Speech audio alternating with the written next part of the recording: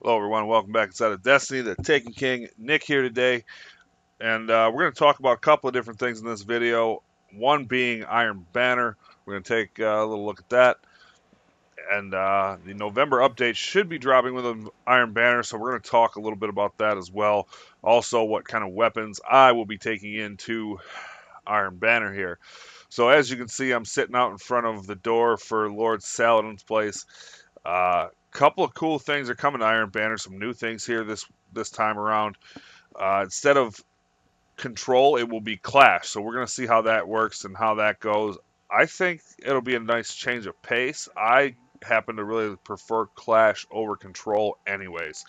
So we'll see how that goes. Some cool things about Lord Saladin's loot. We're also going to talk about. He is actually supposed to have ghost shells and artifacts, as well as the other stuff. He'll probably have a couple of weapons and an armor piece. Obviously, you're going to want to equip your emblems, your shaders, and your class items if you have them. I don't know that they will be the same as last time around, but I do know that I did read that there will be a 20% rep gain increase for all days over the course of this Iron Banner term. He'll obviously have bounties. You're going to want to make sure you pick those up. And if you're only going to run on maybe, let's say, one character, you might want to pick up these bounties with your alts and just kind of hang on to them. I know I did that with trials, and it worked out rather well. I got a couple of different things to do today with that. But anyways, moving forward, let's get into some of the weapons I'm going to be taking in Iron Banner. Again, this is just for me. Obviously, your light level on your attack weapons is going to dictate this. You can obviously sacrifice a little light for weapons you are more comfortable with, but I would say as long as you are in that 290, 295 range at a minimum, you should be all right in Iron Banner. Obviously, the way light works, it's in the increments of 10, so 290 to 300. Um, Against 300 to 310, you're going to obviously do less damage, but I think you'll be just fine. I have a sneaking suspicion that's why they're doing Clash instead of Control, is to maybe help with that. Typically, teams tend to work, or excuse me, people tend to work more in smaller teams or groups in Clash. At least, matches that I've seen. Maybe that is part of the reason that they are doing it. But that's all speculation. And my point on that is confirmed. Let's talk about the weapons I will be taking into Iron Banner. We're going to start with heavies.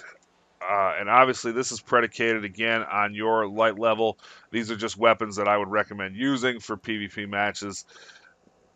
My light level or my attack level for my light on this doesn't really reflect what I will be using. These are just my recommendations for everyone. So, starting with LMGs, we're going to go to Thunderlord. You guys know what this is. This is a year one heavy machine gun. This thing is still one of the better ones out there. If you have a free exotic spot, this thing's got a huge magazine, good perks, and synergize with it well. It's definitely a fun gun to use. I have objection. Finally got the god roll on this thing I was looking for. I got spray and play for reload speed. I got brace frame, my stability perk, and then I got rangefinder on it as well. I don't think you can get any better on this weapon than what this roll I have here. Plus, if I want to up the impact, I can go to skip rounds, or I can stick with small bore for a little buff to stability and again more range. Either way, I love this thing. If you are looking for something to replace the Thunderlord and you don't want to eat up an exotic slot, the objection is for you. Also, moving to rockets, we obviously have Truth with tracking and grenades and horseshoes. This thing is going to be the most dominant PvP rocket launcher up to this point in Destiny. Also has javelin on it. A hard launch. You can't ask for much better than this. However, if you do have another exotic you want to use, substitutes for this would be the Vertigo. This is the vendor bought version. It also has grenades and horseshoes and javelin on it. very high velocity and blast radius, which is what you're looking for. It also launch, which is what you're looking for in PvP rocket launches. You know, high blast radius, high velocity, as you can see. And then this is the Suros JLB-47. This is an Arms Day weapon. If you were fortunate enough to pick this up, it also has grenades and horseshoes, hard launch, javelin. So you can see that, you know, again, this is what you're looking for as far as PvP rocket launchers. Grenades and horseshoes is a must on rocket launchers. Tracking, you could probably live without. But that's either way, those are the three that I am probably going to take in there. I know there's others out there, but these are probably your best options as far as PvP rocket launchers go. Moving to special weapons, we're going to talk about fusion rifles first because, well, fusion rifles suck.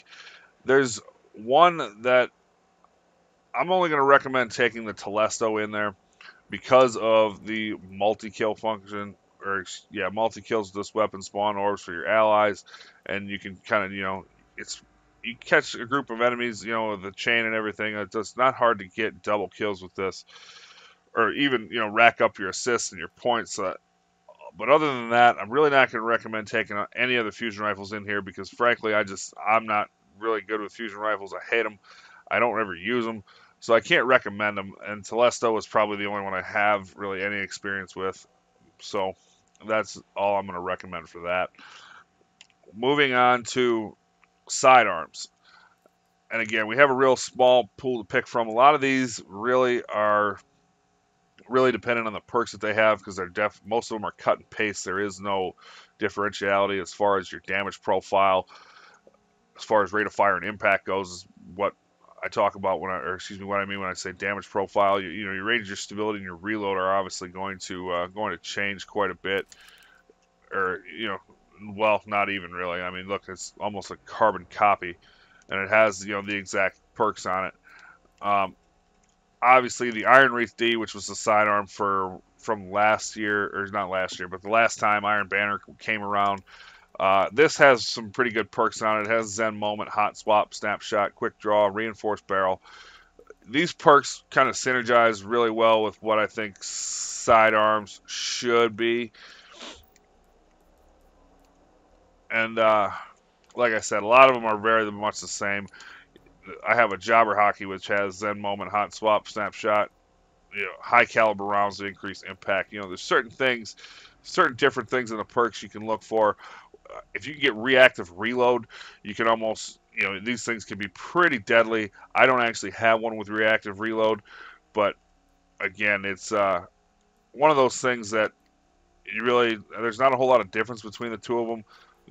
So the only three I'm going to recommend is the Iron Wreath D, obviously the Jobber Hockey D, which is the Crucible one, or not the Crucible, but the Vanguard one, and the Crucible sidearm, the Havoc Pigeon, I seem to see a lot of people using.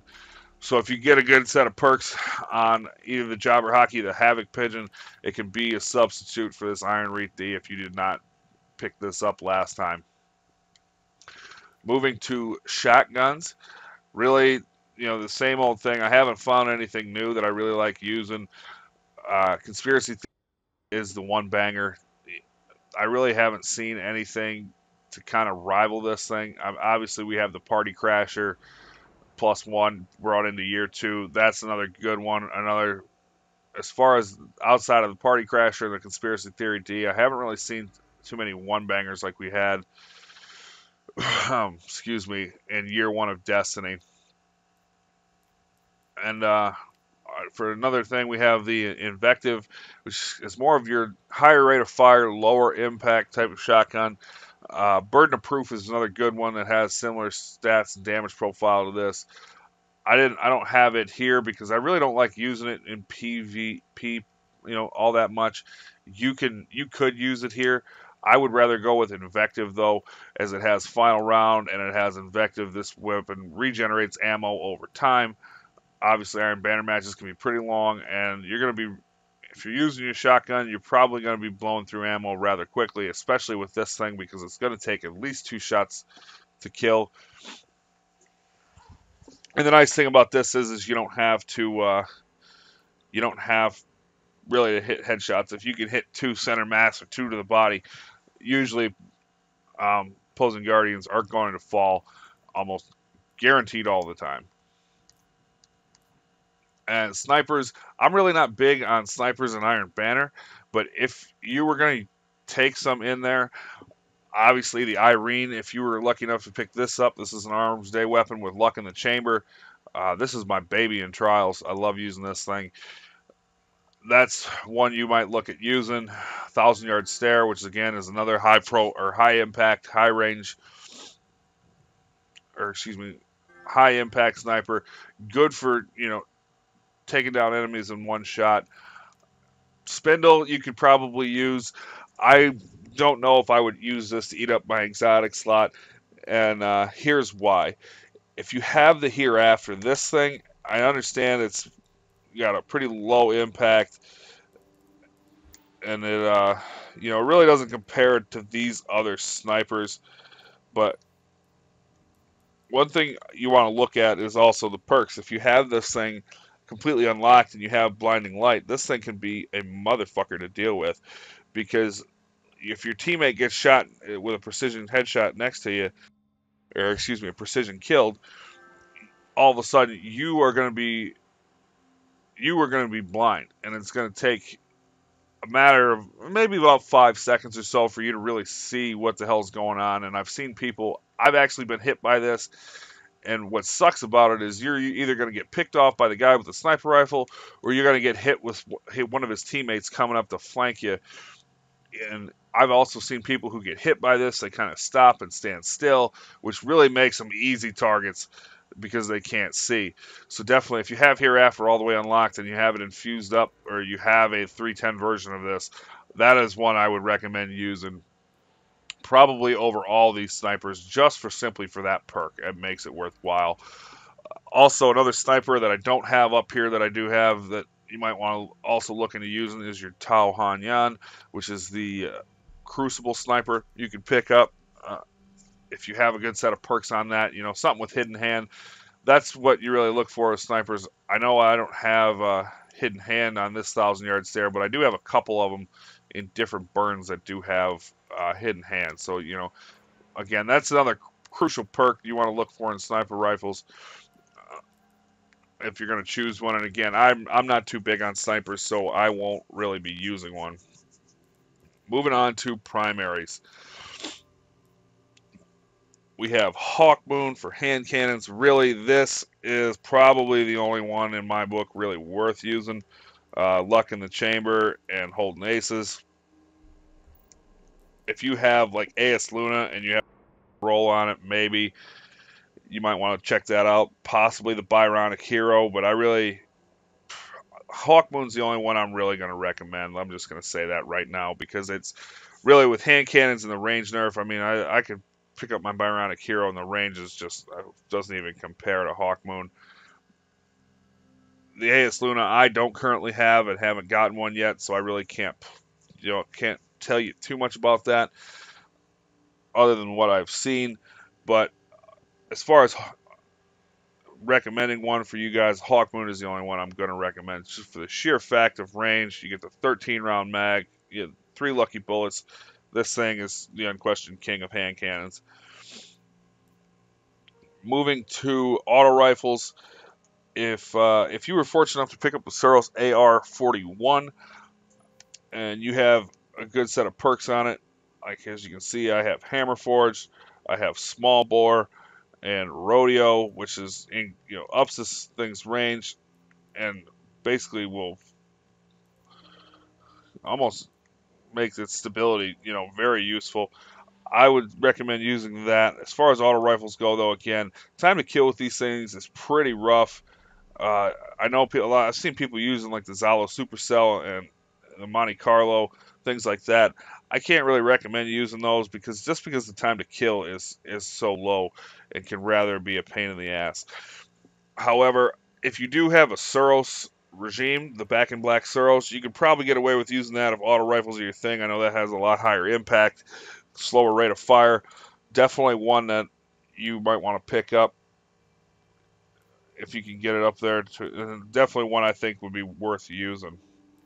Moving on to scout rifles, I would probably recommend using the Hung Jury, or if you have Jade Rabbit, Boolean Gemini is another good one. Also, I've been playing around with Treads Upon Stars for you Year 1 players who like Vision of Confluence.